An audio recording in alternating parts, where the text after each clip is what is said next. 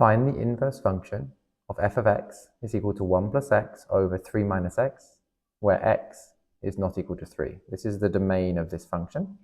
Because if x was equal to 3, we get 0 in the denominator, and that wouldn't work. So find the inverse. Let's follow the steps. First step, replace f of x with y. So y equals 1 plus x over 3 minus x. Now we're going to swap x and y. So we get x equals 1 plus y over 3 minus y. Now we need to rearrange this into the form y equals to make y the subject. As y appears multiple times, we're going to need to get the y's all together so we can factorize. The first thing we need to do is get rid of this algebraic fraction. So we get x times 3 minus y is equal to 1 plus y. Expanding, we get 3x minus xy is equal to 1 plus y.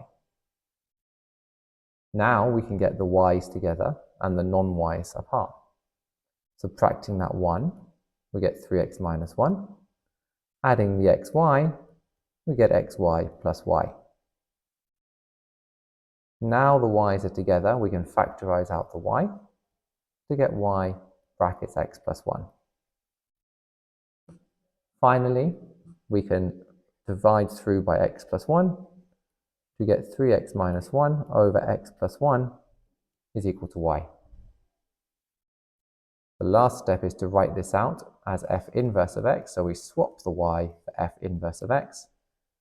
So f inverse of x is 3x minus 1 over x plus 1. There we've gone through the 4 steps to finding the inverse function. We always start by writing it as y equals instead of f of x equals. We then swap x and y. The main part is then this rearrangement process to make it y equals. And finally, we have to swap y for f inverse of x at the very end of the process.